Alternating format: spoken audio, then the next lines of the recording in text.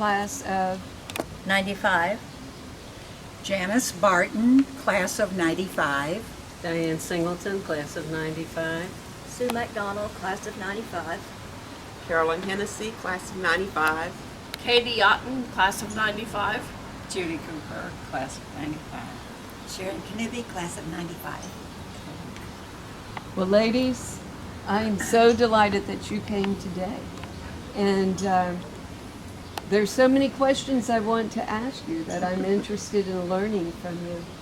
And I just wonder, in that very beginning, I'd like to hear what some of you did in a career. Briefly, if you can tell me if you had a career previous to this career. Tour guiding was probably my passion. Was it? Yes. My husband was on a board, and we went to an activity one evening out at the medical center, early on at the medical center. And there was a group doing little tours on buses around the area, and I thought, that's what I want to know about.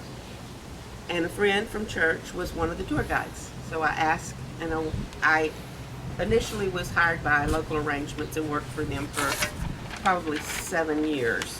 And I went for an interview, and they were getting ready for a big convention and wanted people to give tours. So Anybody else? If you'll tell me. I was a flight attendant for Brannon. I was a flight attendant. You were a Brannon. flight attendant for Yes, Brannon. over 5 years. Okay. Yes.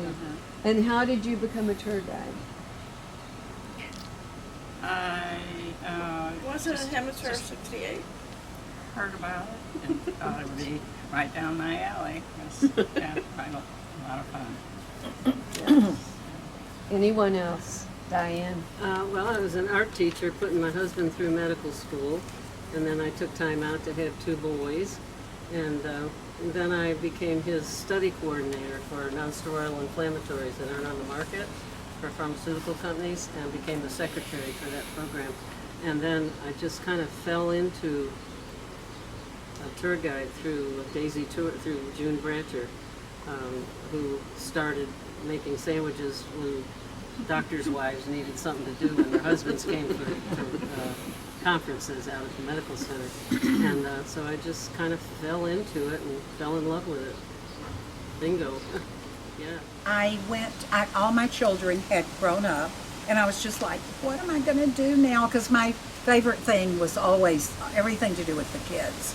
And I needed something, and I went to a meeting one night, and we had to introduce ourselves like this. And one of the ladies said, oh, I own a tour company here. And then she told about giving, they gave tours. The minute the meeting was over, I made a beeline. It was Beeper Smith. They all remember Beeper. And I said, I want to work for you and tell me about it and everything. She said, oh, just come by the office. I did the next day or two.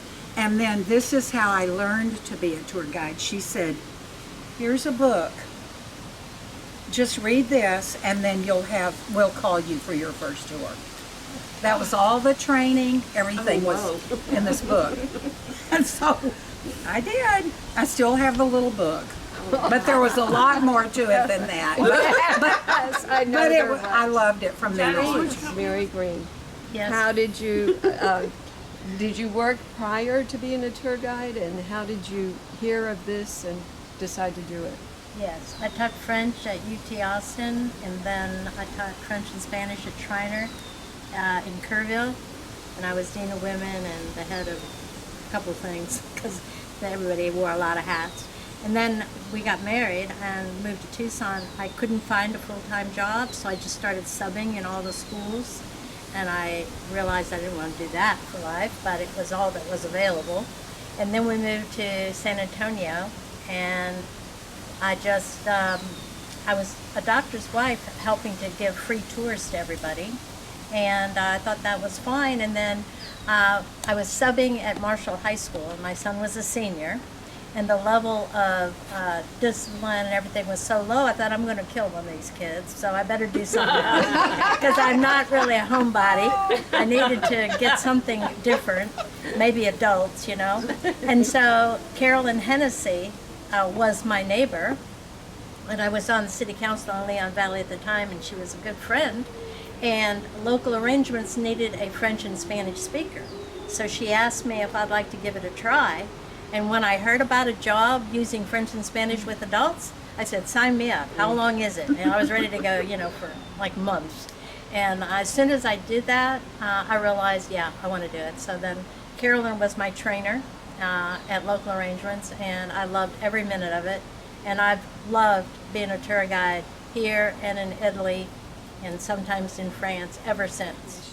What has been the greatest rewards that you have felt in doing this sort of work? Diane? It acquainted me with my city and my state, my new state. And I lived a lot of places, Germany and Georgia and Ohio, and of course New York, my home state. And it put me in love with my city and the people that I would work with. It just opened up a whole world for me. And I still love it, but I'm retired now. I have to share this because I've told this story many times, and it's rewarding and memorable.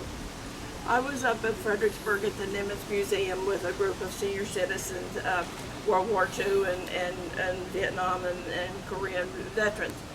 We had this little old man on the trip that was very shut down. You could tell he was in his latter stages of his life, and he was not very happy or very comfortable, and he was in a wheelchair, and he didn't want to go into the museum, and his response was, I lived it, I don't need to see it.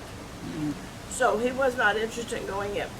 So, but one of the docents came over and talked to him and said, well, where were you? And he said, well, he was in the Bay of Tokyo when the Japanese signed the armistice.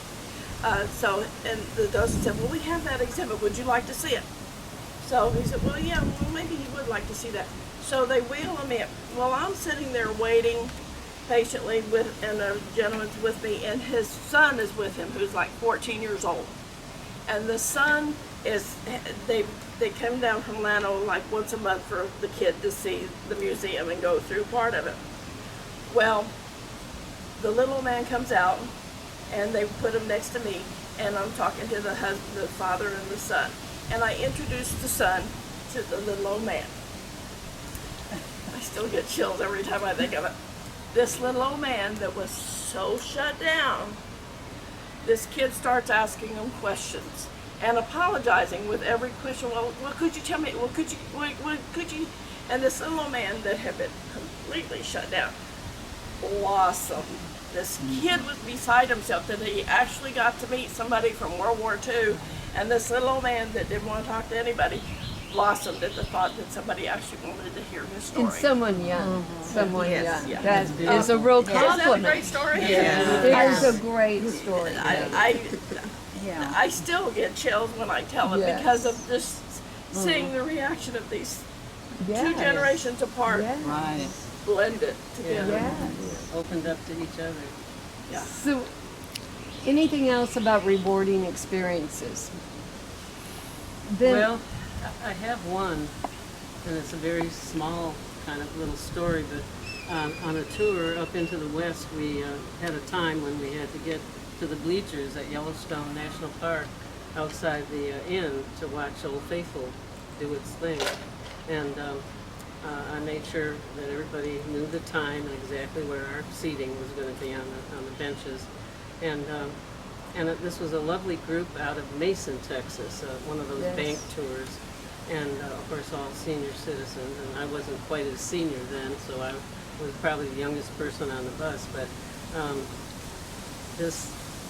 we're all seated and everybody's waiting, and all of a sudden, bloop, bloop, bloop, bloop, bloop, bloop, bloop, bloop, bloop, bloop, bloop, the Old Faithful starts, and it's getting bigger and bigger, and it comes up, of course it's huge when it gets to the apex of its flow. And this little lady from Mason, Texas turned around with tears in her eyes and she said, Diane, I've waited my whole life to see this. And I said, bingo, that's why we're here. that is why we're here. That I makes always it remember worth it. that. That Yeah. is. Oh, Now, Mary, you had a funny story, and that's my next question. Any stories that you find comical that even today, after all these years, you think about it and you cannot help but laugh? Okay. One is my daughter, and she always sort of tried to help. She thought I should do something else with my master's degree, like get a PhD or do something or other, not be a tour guide. And so when I enjoyed, and I've been to Italy 38 times with groups, and then she was living at our house for medical school, and she'd hear all my stories. But the main thing she said when she found out that I loved being a tour guide, she said, "Well, it is the perfect job for you." And I said, "Oh, what do you mean, honey?" She said, "They're paying you to talk." So then I said, "Well, thank you, I think." And thank you to all of you.